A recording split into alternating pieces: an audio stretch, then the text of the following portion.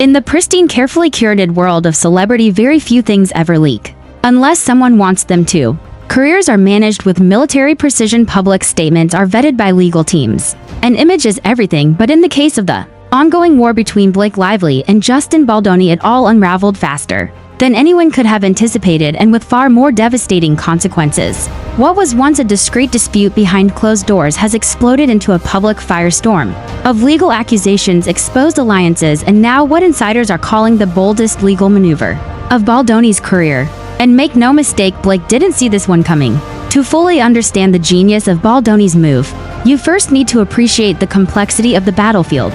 This isn't just about a lawsuit, this is about reputation, power, access, and the very nature of truth in an age where narratives are currency. It all began innocuously enough: an on-set dispute, a few murmurs among crew members, whispers about behavior that made people uncomfortable, but hadn't crossed the clear line of legal wrongdoing. Or so everyone thought. Blake Lively, known for her polished performances and image as one half of Hollywood's golden couple, reportedly took offense at Justin Baldoni's growing influence behind the scenes. As an actor turned producer and advocate, Baldoni had started carving out a new lane, one that didn't rely on the traditional gatekeepers of Hollywood, including stars like Blake. It wasn't just a creative clash, it was a turf war. What makes this story so explosive isn't just the fact that Blake accused Baldoni of misconduct. It's what she did after. The carefully timed leaks to media outlets, the informal press briefings that positioned her as a victim, and the behind-the-scenes efforts to blacklist Baldoni before he even had a chance to respond. But Baldoni didn't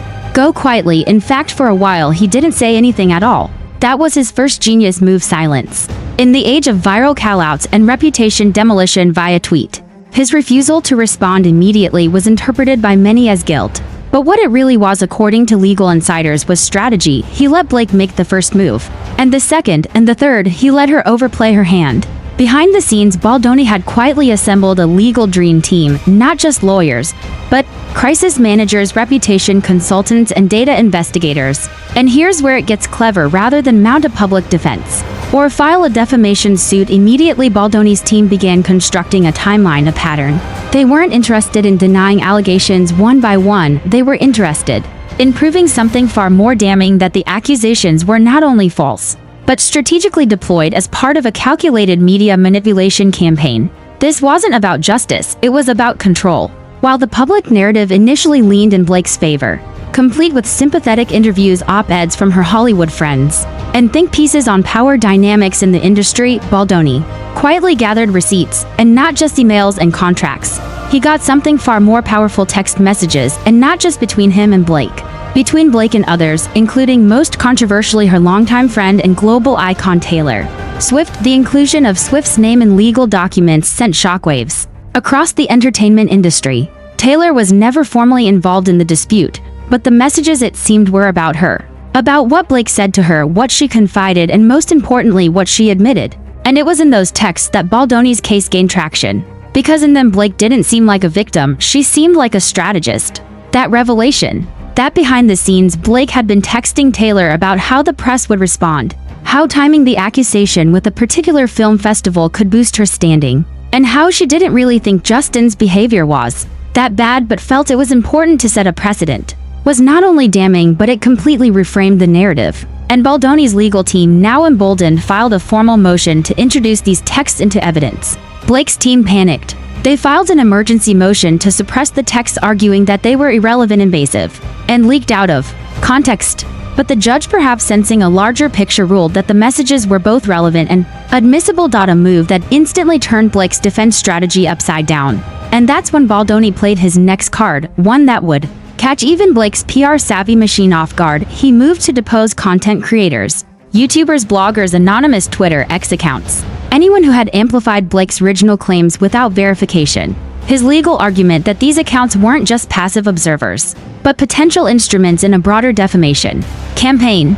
He argued that these influencers had been selectively fed information, including leaks, in a coordinated effort to smear his reputation. This was unheard of. Hollywood has seen lawsuit, scandal, and legal maneuvering, but going after content creators, especially those operating independently, was a game changer. It shifted the story from one of alleged misconduct to one of orchestrated defamation.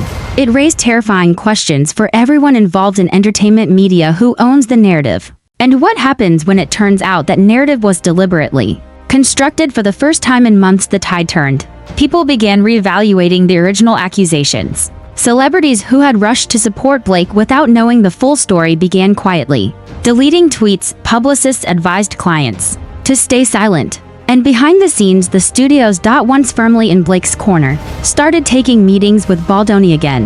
That alone sent a clear message: the power dynamics were shifting. And it was all because of one thing: he waited. Baldoni didn't just rely on legal technicalities, he redefined the entire playing field. Instead of chasing the headlines, he weaponized them. Instead of crying foul, he asked who planted these stories. Instead of making a public spectacle, he let the silence create space for doubt, and then filled that silence with undeniable facts. It was a masterclass in restraint and timing. In Blake's world, reputation had always been armor. Glossy magazines, red carpet photos, philanthropic appearances. Her public image was flawless. But Baldoni, whether by design or intuition, understood something crucial: armor can crack from the inside. All it takes is the right pressure point. And for Blake, that pressure point was her own private words. The text she sent, the confidences she thought would remain hidden. She had weaponized narrative. Baldoni weaponized truth. The genius of Baldoni's move isn't just that it worked. It's that it changed the rules of celebrity warfare, and this was only the beginning. As the dust from Blake Lively's initial media offensive began to settle, and as the court officially deemed her private texts with Taylor Swift admissible, Justin Baldoni's legal team began executing what industry insiders now call one of the most deliberately engineered reputational reversals in modern celebrity law. But this wasn't luck or reaction. This was premeditated legal warfare. And every piece on Baldoni's chessboard had been positioned well in advance. To start, let's be clear: Justin Baldoni had options. He could have rushed out a denial, filmed a confessional YouTube video, or flooded the zone with counter-narratives, but he didn't. Instead, he employed a strategy so unusual most PR teams wouldn't have dared attempt it in Hollywood's hypersensitive atmosphere. Let the opposition get loud first. Why? Because in court, as in life, credibility isn't built in haste, it's built in precision. And when you're being accused of inappropriate conduct in the public square, the loudest voice is rarely the most credible one. Baldoni's legal team knew this, and so they chose silence.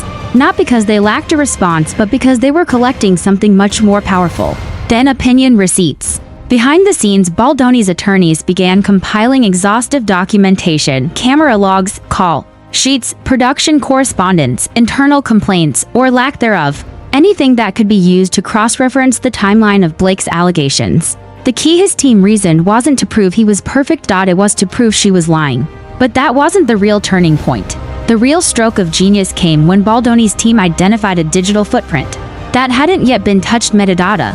Blake Lively, in her initial complaint, had cited several private conversations, including screenshots of text timestamps and snippets of dialogue she claimed demonstrated Baldoni's inappropriate behavior and retaliatory demeanor on set. But the texts she submitted were missing key headers, no full-thread context, no message formatting, and suspiciously none from her end, just his. That's when Baldoni's team filed a motion requesting the entire conversation log, not just her curated snippets. And when those logs were finally disclosed, the tone of Blake's messages shifted dramatically. She wasn't a victim of intimidation. She was flirty, she was casual. She was leveraging her star power to dominate creative control on set. In one message, she even joked, "If this film doesn't win something major, I swear I'll blame your beard and my wardrobe." Not exactly the tone of someone who felt unsafe. These full-thread messages revealed inconsistencies not just in the content of her claims, but in the tone, and it quickly became apparent to legal analysts that Baldoni's team wasn't trying to clear his name. They were trying to establish intentional misrepresentation on Blake's part, a key ingredient in any successful countersuit for defamation. But the real strategy wasn't just in presenting contradictory evidence, it was in how Baldoni used his silence to bait Blake's legal team into overreaching. With each week of silence from Baldoni, Blake's team grew more emboldened. They pushed harder in media, they extended their claims, they even tried to get streaming platforms to back out of future deals, with Baldoni arguing he was a reputational risk. And each move left behind breadcrumbs: emails, third-party communications, private coordination with blue-check journalists and media bloggers, all of which Baldoni's team subpoenaed or acquired through discovery. Then came the shock move. Baldoni's attorneys issued deposition notices to public relations agents affiliated with Blake. This step was monumental. Not only did it take the case outside the realm of he said, she said, but it directly linked Blake's public narrative to formal PR planning. That meant there were decks, emails, press memos, talking point drafts. It wasn't just Blake telling her story. It was a campaign, one that had been crafted with specific timing around major Hollywood events, award nominations, festival debuts, high-profile brand deals. And all of this was used to argue that her accusations weren't a response to trauma but a strategic attack intended to eliminate a rival from a production role that Blake had wanted more influence over. Now here's where Baldoni's maneuver truly took form. He filed for discovery expansion, not just into Blake's communications with press agents but into those with mutual colleagues, including directors, producers, and yes, even Taylor Swift. This was unprecedented. Bringing Swift into legal discovery without accusing her of wrongdoing was a legally risky move. But Baldoni's team argued that these messages revealed contemporaneous contradictions, meaning Blake had said one thing to the court but a very different thing to Swift in private. These contradictions, they argued, were not only crucial to evaluating the credibility of Blake's accusations, but central to establishing a broader pattern of image manipulation. And what did those messages reveal? Devastation. In one damning exchange, Blake allegedly texted Taylor, "Honestly, it wasn't even that bad. But if I let this slide, it tells him and every other producer that they can keep running things without us." That one line shifted the context of everything.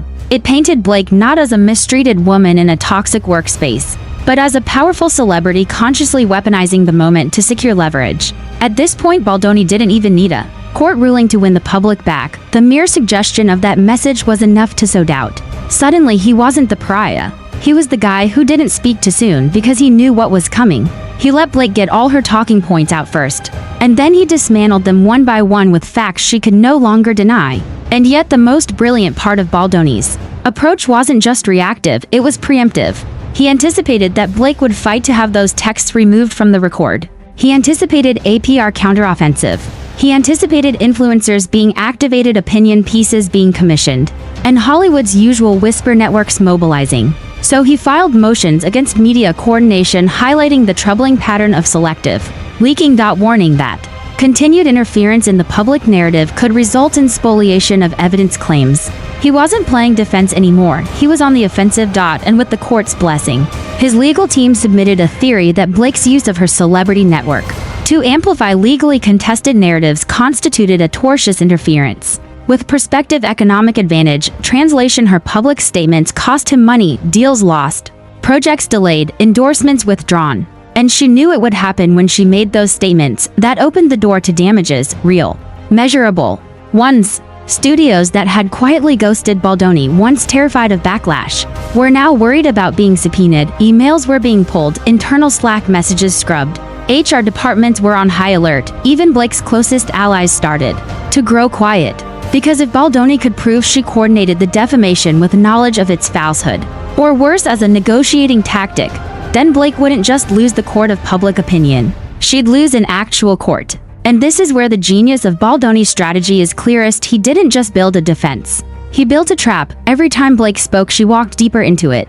Every time she posted a carefully worded empowerment statement, his team flagged it for pattern analysis. Every podcast appearance, every off-the-record quote from a source close to Blake, every article quoting a friend familiar with the situation. Baldoni's team quietly compiled them all into a database of digital fingerprints. Blake had tried to control the narrative, but Justin controlled the receipts. And in the court of law, receipts beat rhetoric every time. Blake didn't see this coming. This section covers Blake Lively's spiraling reaction, the legal miscalculations, and the immediate backlash she faced.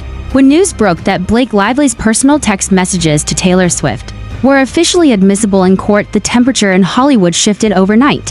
Whispers in production offices turned to full-blown panic in talent agencies. Blake, once viewed as untouchable, a media darling with a list access and brand loyalty, suddenly looked vulnerable. The woman who had curated her public image with surgical precision now found herself trapped in a narrative she could no longer control, and she knew it.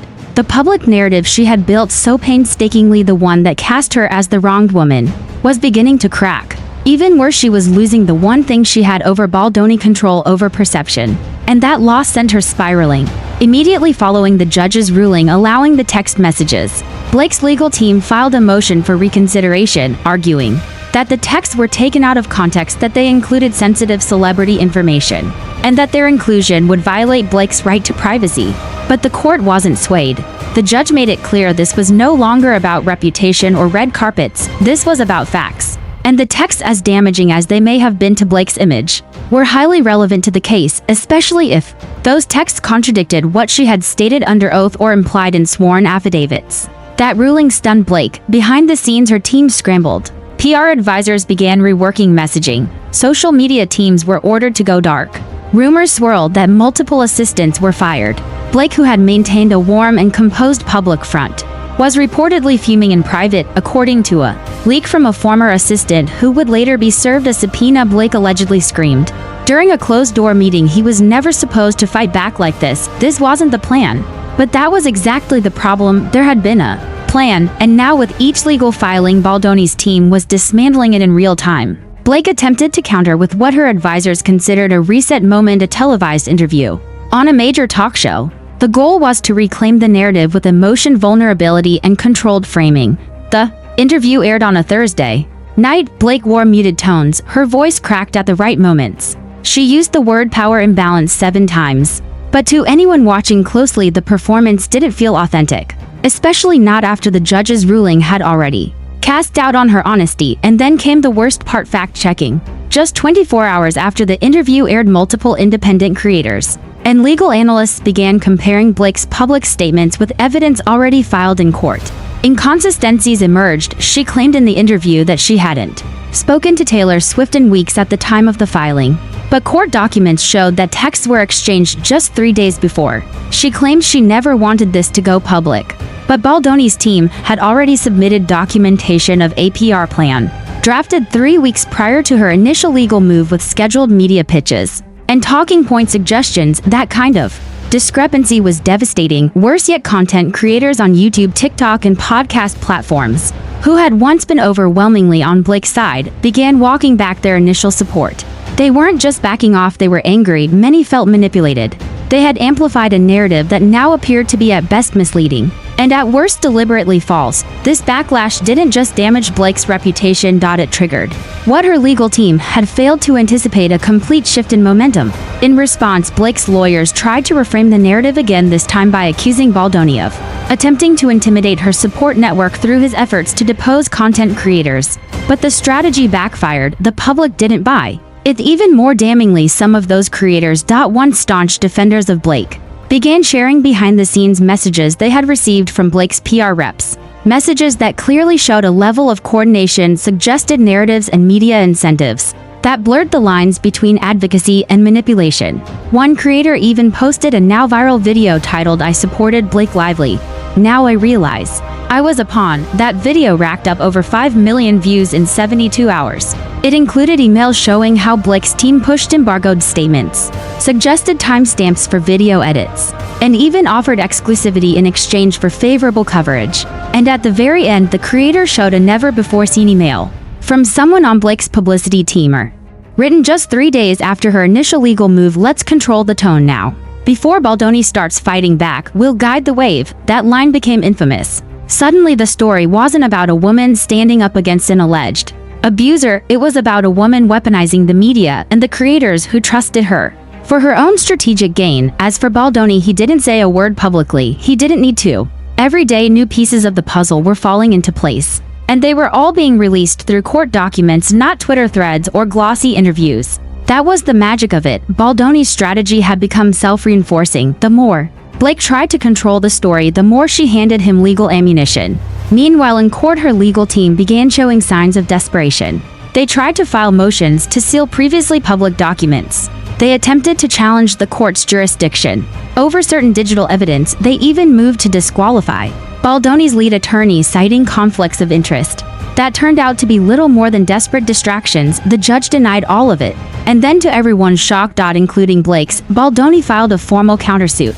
Not only was he seeking damages for defamation and interference with prospective economic advantage, but he also alleged that Blake's accusations were part of a coordinated takedown strategy involving at least 3 third-party collaborators, including a media consulting firm with ties to multiple studios. This was nuclear, because now the case wasn't just about 2 celebrities. It was about the machinery behind false allegations. It was about the complicity of publicists, creators, and executives who had willingly participated in a smear campaign they believed would never be challenged. And once the countersuit was filed, Baldoni's team made it clear: every name, every email, every strategy memo. You built this machine. Now we're going to show it to the court. The fear in Hollywood was immediate. Suddenly, high-level execs who had championed Blake in private were distancing themselves. Brand partnerships were reevaluating their alignment. Internal studio audits were launched. And perhaps most tellingly, Blake's management team reportedly began meeting with crisis legal specialists, not to defend her image but to discuss possible settlement options. At this point, the entire ecosystem around Blake was destabilized. But here's the kicker: none of it would have happened if she hadn't panicked. Blake's decision to go on the offensive, to manipulate the media, to rush public sentiment to corner Baldoni before he had a chance to respond, was her fatal flaw. She assumed he'd play the usual game, but he didn't. He didn't respond emotionally. He responded strategically. And every time she pushed harder in public, she weakened her position in court. That's what makes this such a devastating case study in miscalculation, because Blake could have quietly negotiated. She could have made her complaint behind closed doors. She could have acknowledged the complexity. But instead, she tried to burn him down, and in the process, she set fire to her own empire. While Blake Lively was publicly unraveling, grasping for control through frantic PR efforts and legal misfires, Justin Baldoni was quietly preparing a move so audacious, so unprecedented in modern Hollywood legal history that not even her team's most seasoned attorneys could have anticipated it. A move built not on emotion or ego, but on surgical, calculated leverage. To the outside world, it appeared that Baldoni had already played his biggest cards: the text messages, the metadata analysis, the PR depositions, the countersuit. What more could he possibly do? The answer: turn her allies against her. You see, for all the celebrity posturing behind the scenes, Hollywood is an ecosystem fueled by relationships. Studio heads, directors, brand reps, boardroom deals. And Blake Lively for years had been at the center of that web. She wielded her network like a blade, carefully, precisely, but always to her advantage. Until Baldoni decided to start cutting the web apart. Here's how he did it. It began with a little-known filing in federal court, a third-party subpoena request. Baldoni's attorneys submitted it discreetly late on a Friday, buried in a 200-page docket list. The request targeted one of Blake's former PR advisors who had quietly exited her team just weeks before the scandal broke. No one paid much attention until it was revealed that the advisor had retained legal counsel of her own and was refusing to comply with Blake's attorneys. That triggered red flags. What did she know? Why was she distancing herself from Blake? Why had she lawyered up? Then came the leak. Not from Baldoni's team, not even from the court, but from an anonymous tip sent to multiple journalists, along with screenshots of internal Slack messages, emails, and what appeared to be meeting summaries between this advisor and both Blake and her legal counsel dating back 6 months prior to the initial filing. One line in particular sent shockwaves through the industry: if we drop this right before his directing deal is announced, it'll completely kill the project. He won't recover. Suddenly, the story wasn't about misconduct, it was about sabotage. And Baldoni had the proof. Within days, his attorneys filed a motion to include the advisor's digital correspondence in their countersuit, arguing that these documents constituted evidence of malicious intent and reputational targeting. Blake's team immediately moved to quash the motion, but they were too late. The judge had already granted expedited review and the documents were in. Now comes the part Blake truly didn't see coming. Baldoni's secret move wasn't just about exposing sabotage. It was about leveraging one person Blake had never expected to flip: her former producer and longtime collaborator on a separate, female-led studio venture, a woman Blake had mentored, publicly praised, co-invested with, and who, according to sources, had grown increasingly frustrated with being used as a shield for Blake's behind-the-scenes maneuvering. That producer, under pressure of subpoena and facing her own liability, agreed to testify under oath in a confidential pre-hearing deposition, one that would later become partially public in court. She laid out the entire behind-the-scenes operation, how Blake had orchestrated talking points and coordinated with social media managers, how she had personally greenlit which outlets would receive favorable leaks, and most explosively, how she had suggested targeting Baldoni's upcoming directorial project as a way to ensure he wouldn't have the credibility to push back publicly. This wasn't hearsay. It was documented. There were emails, voice memos, draft pitch decks with Blake's edits. Multiple collaborators were copied, and Baldoni's team had it all. The moment those documents were submitted into evidence, the tone of the case shifted permanently. The court no longer saw a woman pursuing justice against a former colleague. They saw a strategist using weaponized publicity to eliminate competition. Worse still, the implications of that testimony triggered legal concerns for others in Blake's orbit, some of whom now feared their communications might be next. One executive at a major streaming platform quietly recused himself from an upcoming Blake project. A major fashion brand pulled back on a campaign. An award nomination committee issued a sudden rules revision about pending legal matters and eligibility, and Blake, she was left reeling. She had built an empire on being seen as wholesome, empowered, and unshakable. But now, for the first time in her career, the word most often associated with her was manipulative. And while Baldoni had clearly suffered damage, missed opportunities, brand deals in limbo, he now stood in a uniquely powerful position, not as a man trying to salvage a broken reputation, but as a man exposing the architecture of celebrity sabotage. Yet the true genius of Baldoni's secret move lay not in just revealing Blake's strategy, but in showing how many people were willing to confirm it under oath. He didn't have to make wild claims. He simply created the legal conditions that forced other people to tell the truth. And in doing so, he not only turned the case around, he turned Hollywood's own playbook against itself. What happens next? That's where it gets even messier. Because while Blake may have believed she could control the press, she never accounted for what happens when the truth goes viral. And suddenly the very media she once fed stories to are now hungry to take her down, as Justin Baldoni's strategy reached its boiling point and Blake Lively's legal and PR apparatus began to unravel publicly. Hollywood was left in shock. And then almost immediately Hollywood chose sides. The entertainment industry has long operated under a tacit rule: don't speak unless you're sure where the power lies. But the revelation of Blake's behind-the-scenes coordination, confirmed by court documents, depositions, and damning Slack messages, rattled even the most seasoned insiders. Overnight, the golden aura that had protected her from public scrutiny dimmed, and the people she thought would always back her, some started to vanish. The first signs came quietly. Several prominent actors and directors who had worked closely with Blake unfollowed her on social media. A few scrubbed their pages of promotional photos. Others more subtly canceled appearances at events where she was scheduled to be honored. A list figures who had once praised her in interviews were now issuing vague statements about the importance of due process, but some reactions weren't so subtle. One of the first celebrities to break ranks publicly was a surprise Reese Witherspoon. During a press panel for an unrelated project, she was asked if the Blake Lively situation made her reconsider public support for Friends during legal conflicts. Reese responded with a pause and a diplomatic but pointed comment: "I think we're all learning that loyalty doesn't mean blind faith. Sometimes it means telling the truth even when it's hard." That quote set the internet on fire. From there, things snowballed. Olivia Wilde, another major voice in the industry's recent wave of feminist storytelling, posted a cryptic Instagram story that read: "Manipulating feminist language to destroy someone's life is not empowerment, it's exploitation." Though she didn't name Blake, the timing was obvious, and the press made the connection within hours. On the flip side, Blake still had allies, and some of them doubled down. Ryan Reynolds, her husband, remained conspicuously silent for weeks. But then, amid growing backlash, he posted a black and white throwback photo of Blake with the caption, "She's the strongest person I know, period." Some read it as a gesture of support, others, especially in light of the allegations now tied to her strategic misrepresentation, saw it as tone-deaf. Gigi Hadid, a close friend, posted a tweet defending Blake's character. But even that tweet had a caveat: "She's always been there for me. I don't know what happened behind closed doors, but I do know her heart." That last line, "I don't know what happened," was interpreted by many as a subtle hedge, the kind people make when they're unsure if someone they care about is guilty or just caught.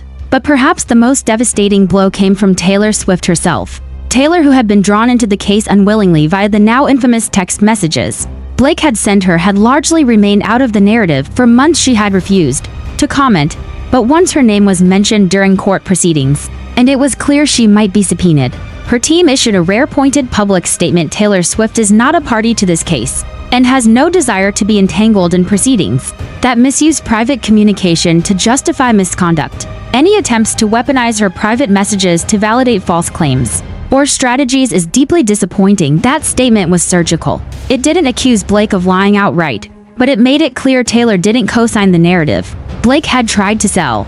And in the world of celebrity PR, that kind of passive distancing is often more impactful than a direct attack, because it signals to the rest of the industry, "I'm not backing this." It was also the moment that many SWIFTIES. Initially, some of Blake's most vocal defenders began to turn Overnight, Blake's comment sections were flooded with snake emojis, disappointed fans, and accusations of betrayal, not just of Baldoni, but of Taylor too. Even within Hollywood's elite circles, the mood shifted. One top female director who had previously championed Blake as a voice for women in entertainment told Variety anonymously, "What bothers me isn't the accusation. It's the deliberate way she used all of us to validate something. That's now looking very premeditated. We all went to bat for her, we stuck our necks out, and now we're finding out she had other motives. And those other motives were becoming increasingly hard to ignore." As Baldoni's legal team continued to roll out court filings, including the blockbuster deposition from Blake's former collaborator, it became clear that many of Blake's so-called allies had either participated knowingly or had been kept in the dark. The latter group began doing damage control rapidly. Lawyers were hired, emails were scrubbed, publicists issued no comment statements, but the silence spoke volumes. In the meantime, Justin Baldoni's reputation, once hanging by a thread, began to recover. In fact, it didn't just recover, it surged. Articles began circulating with headlines like how Baldoni outsmarted the Hollywood machine. The man who turned the table on cancel culture. Baldoni's silence was his greatest weapon. Media analysts praised the brilliance of his restraint. Legal experts called it one of the smartest countersuit strategies they'd seen in recent history. And celebrities who had once hesitated to associate with him began showing support again. One viral moment occurred at an industry gala when America Ferrera, Baldoni's longtime friend and collaborator, was asked whether she believed he'd been vindicated.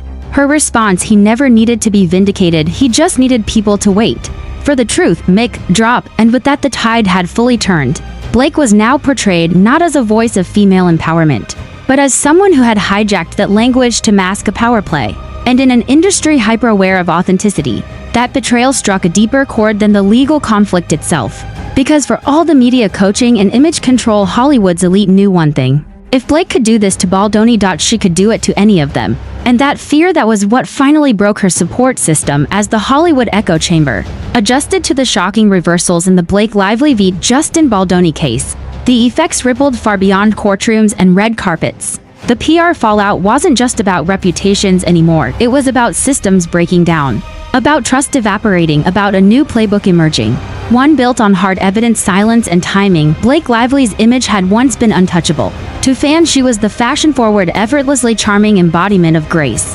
To brands, she was a marketing dream. To studios, she was dependable, bankable, scandal-free. But now she was radioactive, not because of the original allegations, those were being dismantled with surgical precision, but because she had weaponized everything that had once made her beloved. The fallout began as it always does, with silence, deafening silence. The brands dropped first. Quietly, without press releases, a major fragrance campaign pulled all upcoming ads. A fashion line paused her capsule collection. An upcoming scripted series, produced by a major streamer, was put into development limbo mere weeks after its initial announcement.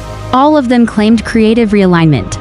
But insiders confirmed the real reason: the legal exposure was now too big to ignore. In Hollywood, silence isn't just absence, it's rejection. And it wasn't just the brands. The fans turned to the hashtag #IStandWithBlake hashtag that once trended globally disappeared, replaced by threads breaking down timelines, receipts, contradictions. Independent creators led the charge: legal analysts, journalists, former stins. They picked apart everything: the leaked text, the press memos, even Blake's own interviews. They compared quotes, studied body language, tracked which influencers have been quietly deleting their supportive posts. Entire Reddit threads were dedicated to exposing the Blake PR machine, including one viral post titled "How Blake Lively Almost Took Down Justin Baldoni and Got Caught." For the public, this wasn't just a celebrity scandal anymore, it was a cautionary tale. A warning about what happens when influence is used, not for empowerment, but for domination. And while Blake's team tried to pivot, framing the backlash as misogynistic overreaction and invasive narrative hijacking,